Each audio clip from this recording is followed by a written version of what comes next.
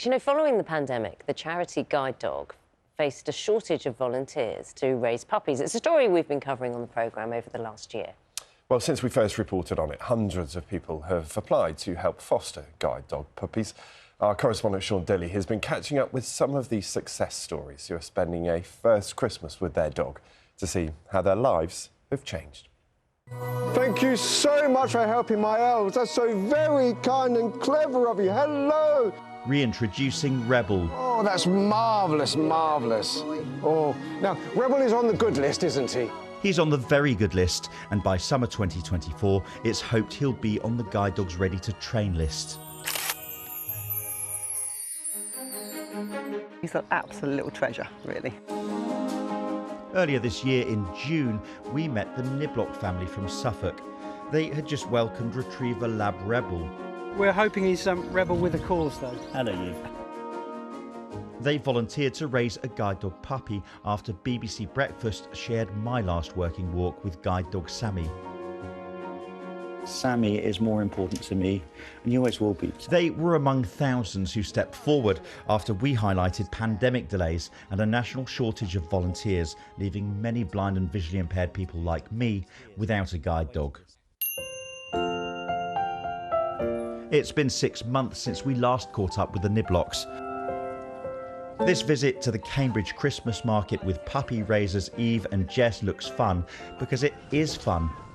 Their young student is learning without realising it.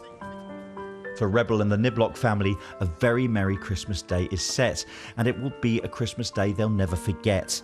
Obviously, it'll be our first and last Christmas with him, so make the most of it.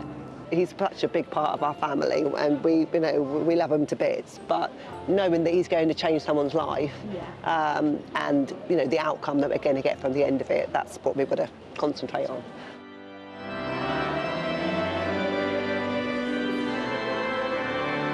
The Niblock family aren't the only ones whose Christmas will be centred around guide dogs.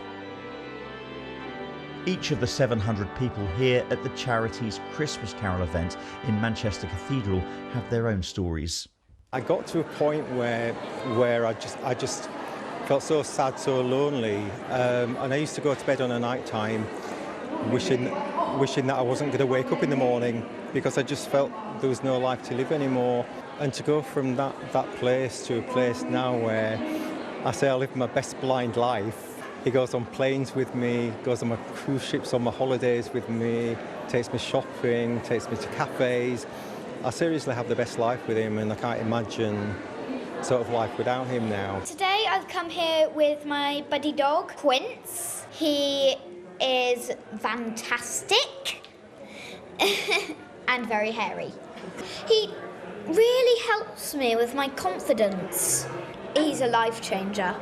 I have become an ambassador for the My Sighted Guide scheme, which is a wonderful scheme from Guide Dogs where you become a companion to somebody with sight loss and you get to do really fun things with them and go to places that they perhaps might not be able to go on their own.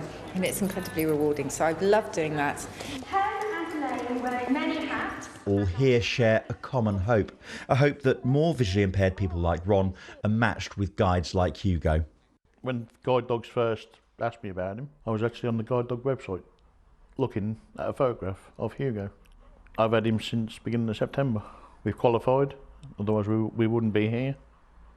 I'd be lost without him now. We're out every day. We go through the town. Everybody in the town knows him. We go shooting, we go curling, 10-pin bowling occasionally, bowls. So we do get about. It's brilliant what you're doing, and so important, as Sean will tell us and has told us before. This is not the first time Hugo's been seen on BBC Breakfast. I keep telling myself he is going on to change somebody's life for the better, and that's his destiny and he needs to fulfil it. He's one of a record litter of 16 retriever shepherd crosses. Last January, his puppy raiser Yvonne spoke of her hopes for the future. You love them and you nurture them, but you need him to go on to do what he was trained to do and what he was bred to do. Those hopes have now become a reality. Lovely to meet you. She's meeting guide dog Hugo and Ron together for the first time. Absolutely fantastic. I'm so proud of both of them. Not just Hugo for having to do all the things that he has to do, but Ron, because I know how hard it is for guide dog owners to lose their dog. Their dog retires. Good boy. I was diagnosed with pulmonary fibrosis. It's a terminal lung condition, and I was given 3 to 5 years life expectancy. That was 4 years ago. I did as much research as I could about it, and found out that walking was good for my lung health. And I'd applied to guide dogs 10 years before, but I wasn't successful because I worked too many hours. So my husband says, why don't you apply to guide dogs again? So I did. I was successful. My lung health is stable. So while I'm helping guide dogs, they're helping me.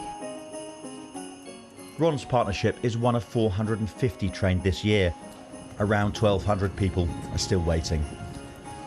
For guide dog puppy Rebel, more socialisation and training lies ahead. With the love and support of the Niblock family and maybe a smattering of seasonal magic, by this time next year, Guide Dog Rebel could make someone's Christmas wish come true.